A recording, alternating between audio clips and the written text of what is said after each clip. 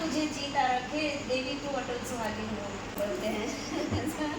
तो मैं ऐसा माँ भगवती की कृपा से या सटीक मार्गदर्शन कर पाती हूँ, बस माँ भगवती ही बैठ के होती हैं।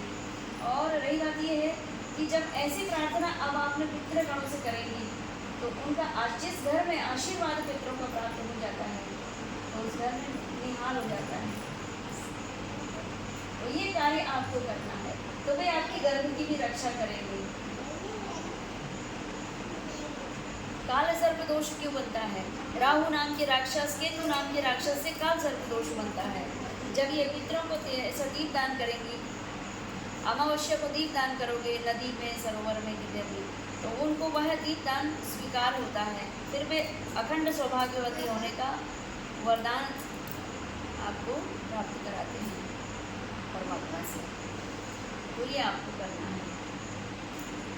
और नारी आपके कुल में, आपके परिवार में महिलाओं को ज़्यादा ये वाला रोग है, उनका मानसिक संतुलन डिस्टर्ब रहता है। कारण जैसे खाओगे अन्न वैसा होगा मन, जैसे पियोगे पानी वैसी होगी आपकी वाणी।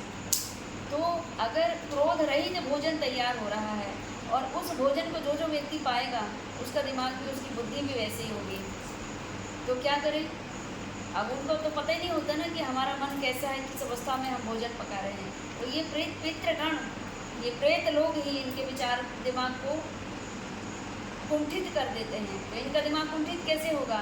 इनके घर के जो पुरुष वर्ग हैं उनके विचार में भिन्नता होगी, फिर वो वार्तालाप महिलाओं तक जाएगी, फिर महिलाओं का दिमाग खराब होगा और उसी दिमाग खराब में भोजन बनाएगी और फिर जो जो खाएगा तुम्हें न बोए थे और तुम्हें न काटो फिर, ऐसा होता। थोड़ा कड़वा लगेगा। हाँ, समझ गया।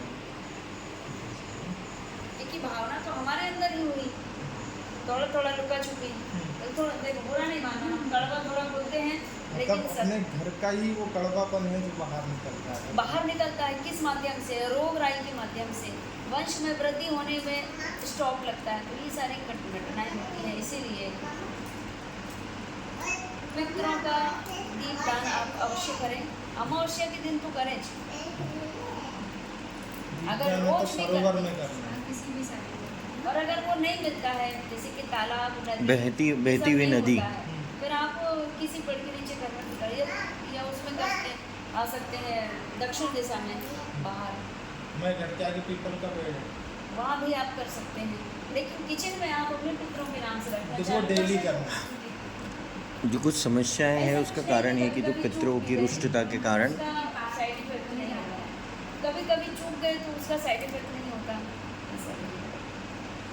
तो गुरु माँ, मतलब जैसा मेरा सोचना ऐसा था, हो सकता है मैं गलत सोच रहा हूँ, मतलब आपके अनुसार ये जो कष्ट हैं ये पितृदोष के कारण है, पितृदोष ना कि किसी कुल प्रताड़ित किसी व्यक्ति विशेष के कारण नहीं है। वो जो अतृप्त आत्माएं हैं, जो कई बार क्या होता है कि कई गर्भपात भी हो जाते हैं, तो वो भी पितृदोष के रूप में उत्पन्न हो जाते हैं। तो मतलब मेरा ऐसा था कि ऐसा तो नहीं कि कोई हमारी मतलब उससे ईर्ष्या करके नहीं, हमारे हाँ, लिए कोई हाँ। गलत कार्य कर रहा हो, जैसे जिसको बोलते हैं ना जादू टोना, या जिसको आप वे मित्र किसी को भी उकसा सकते हैं।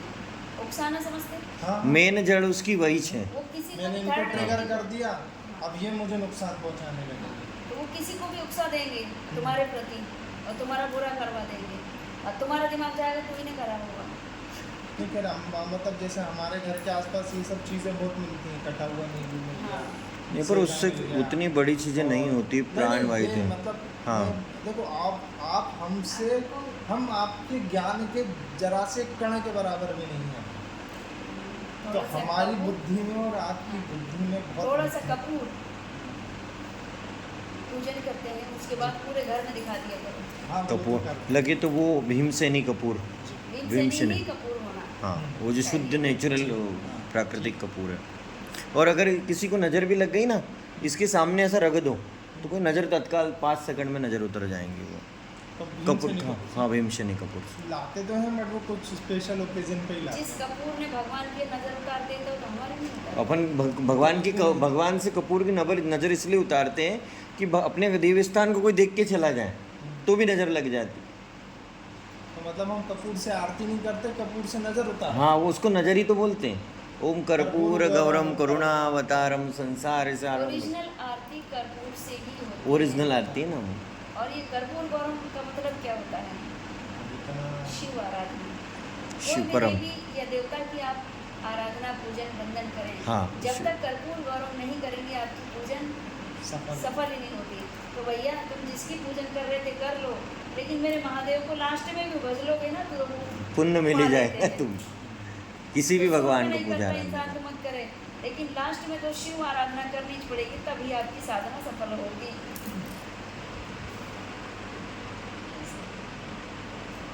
ठीक अब है। हम घर पे रहते तो कितना ज्ञान मिस हो जाता है। नहीं, इसीलिए तो प्रारब्ध। तो 12 बजने वाले